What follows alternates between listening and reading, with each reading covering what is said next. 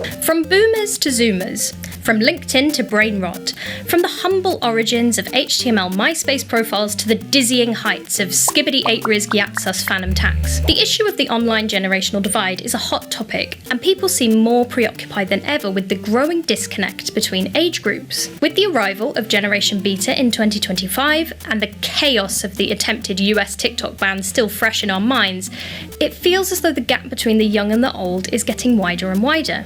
Has the internet widened this gap, or is it an inevitable consequence of human progress? Does the greatest generation deserve its name? How silent are the silent generation? Are boomers okay? Are millennials buying too much avocado toast? Are smartphones ruining Gen Z's attention spans? And did Gen X do anything? We have all the answers you need and more on today's episode of The Internet Seriously.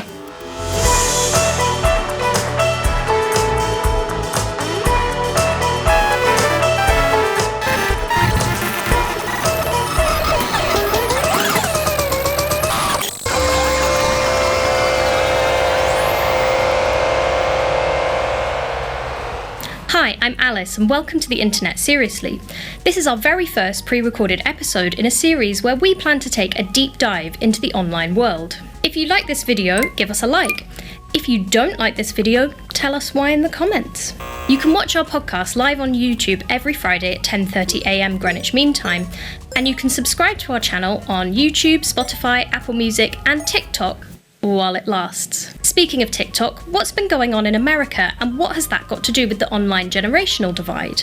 On the 15th of January 2025, the US Supreme Court upheld a decision to ban TikTok, an app which currently boasts 1.5 billion users worldwide. A shutdown lasting a mere 12 hours took place between the 19th and 20th of January. Americans were then welcomed back to the app with a little note thanking Donald Trump for saving the day, the very man who launched the crackdown on this national security threat in the first place. The process of attempting to ban and subsequently censor TikTok in America has been fraught from its inception with complete chaos. There have been so many back and forth decisions, vague promises of sales and deals, and total overnight U-turns that it almost feels as though nobody in the American government has a clue what they're doing. A sentiment which has not been helped by moments like this. Mr. Chu, does TikTok access the home Wi-Fi network? Only if the user turns on the Wi-Fi. Exporting technology from China, so China thinks they own it, even though you do not. Congressman, TikTok is not available in mainland China. Have you ever been a member of the Chinese Communist Party? Senator, I'm Singaporean. No. This congressional hearing in 2023 shed new light on the online generational divide. We watched in real time as key political figures squandered a golden opportunity to grill the CEO of TikTok on data privacy and instead demonstrated how switching to HDMI 1 is the height of digital literacy for the leaders of the free world. This has only fueled a growing sense that the online world, occupied by Gen Z and younger generations, is being obliterated by a congressional house made up of people who look more like their parents and grandparents than their peers. And we are beginning to see a lot of resistance to this. Older people are always bewildered by the youth of the day. A defining characteristic of societal spokesmen from Socrates to Piers Morgan is to look upon the children and despair, to lament as they yearn for the good old days, to mourn as they compare the exemplary, rugged, hard-working figures of their own childhoods with the uncouth, ill-mannered, poorly tempered youth of the modern world. A lack of understanding bordering on contempt shown by older generations towards younger people is such a well-established phenomenon. It has its own name and Wikipedia page, the Kids These Days effect. And it is recorded to have been around since as early as 624 BC. What seems to be a new development, however, is the growing criticism from younger people back up the chain towards these older generations. Gen Z doesn't know how to write a check. They don't know how to address an envelope. Julia, you're on mute again. No, hit, you see the button that says mute? Press that button. In 2019, the phrase "OK Boomer" gained widespread attention and has been described as a marker of intergenerational conflict. Condemnation of the young by the old, far from being intergenerational conflict, is business as usual. By contrast, "OK Boomer" is supposedly the rallying cry of the youth in an act of resistance against their older oppressors. So what is really going on here? Are these tensions, stereotypes, and resentments a reflection of offline economic and political developments, or does the online world have something to do with it? To understand the interaction between the internet and generational conflict, we firstly have to examine how generations typically behave offline. The study of generations, or generation theory, emerged as a branch of social science in the early 20th century. The field considers generations to be a social construct. This means that rather than being a concrete, time-bound reality, generations are instead quite a fluffy, subjective, vibes-based concept. If you think about what generation someone born in 1996 belongs to, you will be decisively and confidently given completely different answers depending on who you ask. Millennial? Gen Z? The cutoff dates we've set for these groups are arbitrary. Categories like baby boomer, silent generation, these are just words that we've made up and randomly assigned to groups of people with vague, varying timeframes. Generations are not created by arbitrarily dividing the populace into rigid, non-overlapping segments, but are inductively identified as responses to some pivotal stimuli in society.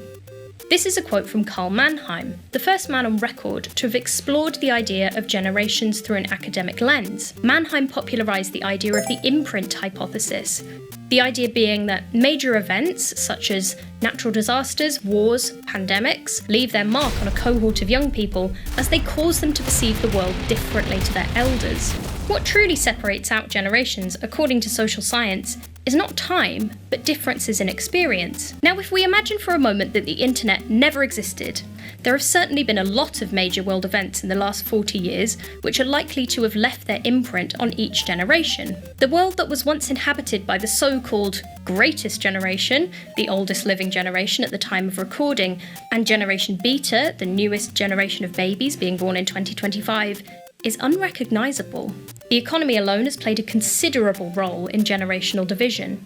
Baby boomers in Europe and America are uniquely characterised as having enjoyed historically high economic growth, which has not been the case for their children or their grandchildren. There is no shortage of discourse surrounding the exceptional case of the baby boomers, and this may go some way to explaining the growing sense of resentment displayed towards them by younger people. The 2-decade period where boomers entered the workforce were marked by strong industrial growth, housing expansion, infrastructural development, and economic prosperity. Today, however, prosperity feels more elusive, a privilege reserved only for the small minority born into good fortune. House prices have gone up by 1,147%, yet wages have only risen by 433%. For a final figure, to have the same level of income as you have as a person in 1980, you would need to earn £75,000 a year, and that number is going up. Now you do the maths. Work hard and you will be rewarded is a mentality that has been instilled in millennials and Gen Z by their parents. A mentality that is increasingly becoming harder to sustain in the modern world. In addition to soaring house prices, post-COVID recessions, and the cost of living crisis in the UK, younger working people face additional barriers to financial prosperity, quite literally in the form of baby boomers. The so-called boomer blockade describes a modern phenomenon where aging individuals are not leaving senior employment positions, hindering opportunities for younger workers. There is an emerging sense that the Western world is moving towards a gerontocracy, a society ruled by elders. This has been captured in a number of studies demonstrating crises of age-related bottlenecks, not only in the labour market but also in academia and political leadership roles. It may come as a surprise that a show called The Internet Seriously is preoccupied with the idea of a gerontocracy. After all, we're very familiar with a narrative that the older generations have been left behind by the digital age. But we tend to forget that there is a lot more to the internet than just social media, and that it was the silent generation and baby boomers, not Gen Z, who created the digital world and who maintain and regulate it to this day. So this 21st century backdrop of intergenerational tensions is ripe for exploitation by an online world where socio-demographic identity and polarisation are fiercely intertwined. There is only so long we can factor out the role that the internet has played in age-related resentments. That's right, it's time to talk about the internet seriously. Before we dive into the real meat and potatoes of this topic, it's important to consider what we actually mean by the internet. The trouble is that the word means different things to different people. For myself, a zillennial or millennial Gen Z cusper, The internet is a term that brings back childhood memories of the family computer, Club Penguin, and pyramid scheme email chains about the internet was like a physical place that could be visited briefly via a single screen in the home or the ICT room at school. Friends would come around, you would go on the internet as an activity, you plugged yourself in for a few hours of internet and returned to the real world when it was time for dinner. People around my age seem to be perceiving that we no longer compartmentalise the internet in this same way because we are now almost never offline. With hybrid work now well established, the gap between the real and the digital world is becoming smaller and smaller. There is no longer any separation between online or offline, there is just the world. But this is just my view. I'm biased by my experience as a semi-digital native, my interest in generation theory, and the types of media I'm attuned to. In order to get more of a balance of perspectives, we went behind the scenes of the internet seriously, covering an age span of 42 years in order to learn more about how different generations view the internet. I am a Gen Z. I am a Gen Z. Millennial. Gen X. Generation X. So apparently I'm a baby boomer. What does that mean? I do think there is a generational divide online. Every generation is characterised pretty terribly. I think there's always some sort of generational divide. I think that the internet is certainly accelerating that divide. I think it goes both ways. Baby boomers are probably a bit more polite online, I would have thought, because probably a more polite generation. Boomers are stupid, millennials are self-centred, Gen Zs are snowflakes. I think there's constantly misunderstanding about the younger generation by any older generation, but particularly the baby boomer generation. Older generation would say we're just brain rotting, doom scrolling zombies. As in life generally, there would always be an element of younger people thinking we're a bit out of touch and a bit, no longer cool. I think the younger generations look at the boomers and go, you're so annoying, you don't know how to use anything, you can't even send a text on your phone properly. I think they think our generation's probably a bit stupid and very slow. I think young people were born in the internet, so I think of them as digital natives. We've grown up with it, so we understand technology more. I was about 4 years old when I first used Google. A lot of people my age probably perceive a large portion of the internet to be social media. When I think of the internet, I think of social media.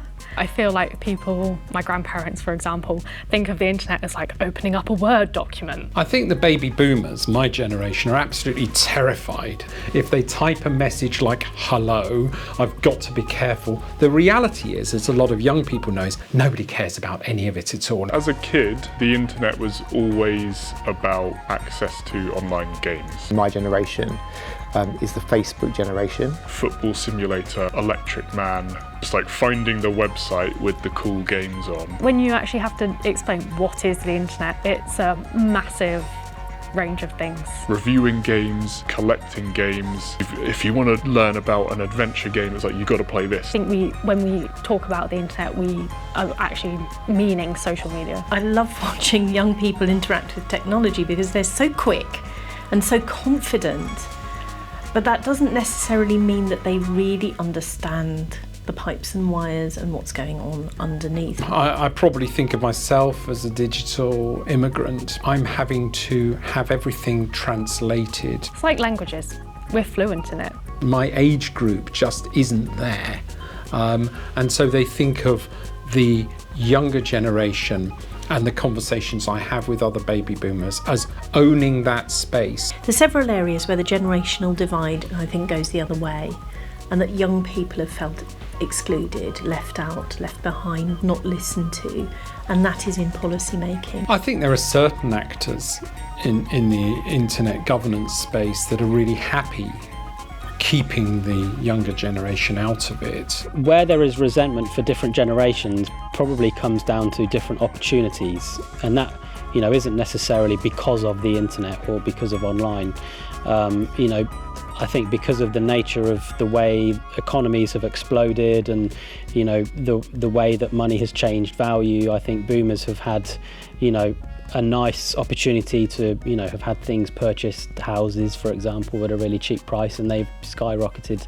Who's to say that my generation, that won't happen, you know, when I, you know, am 60 years old? I think the younger generation that I know are very empathetic to the challenges of older people, particularly people beyond my age, their grandparents. Younger people, or even like the same for us. If like we need to empathise with older people, they have a different relationship to the internet, but also they need to understand where we're coming from, and it's like we didn't choose this. There is polarisation everywhere online and in societies at the moment, and it's driving a wedge between whatever differences there may be. The internet was written by white young men in California, and it's not been changed, and they don't want to change it because it's too boring to change it. I think social media companies have a lot to answer for. They've built this world of conflict cells. It's almost designed to be polarising.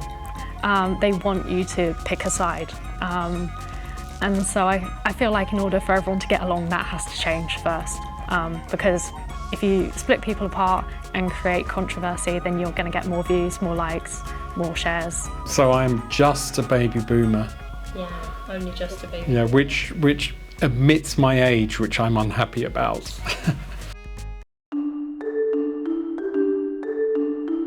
The last 2 decades of the internet have been divisive, to say the least. Group identity, or a sense of belonging within a social or demographic group, is increasingly at the forefront of online behaviour. More critically, othering, or the dehumanisation of people outside the boundaries of your own social group, has formed an integral part of online division. Socio-demographic polarisation involves the divergence of attitudes towards increasingly incompatible extremes. The separation of an in-group and an out-group, an us versus a them, is a natural and regular phenomenon. Human beings like to belong to a group, and we revel in defining these groups by identifying and banishing outsiders. When I started writing this video essay, I had what I thought was a clear vision in my head of what I wanted to say about the internet and the generational divide. It was a very black and white message along the lines of old bad, young clever, funny. But of course, I was coming at the issue from my own little echo chamber bubble of young people laughing at boomers not knowing how to share their screen on Microsoft Teams. Reality is always less clear-cut the more closely you examine it. The internet is not just the boundless, creative, energetic world of applications and platforms we interact with on a daily basis. The internet is wires and servers and cables, dull layers of packets and protocols, unsexy domain name systems, and drudging bit streams.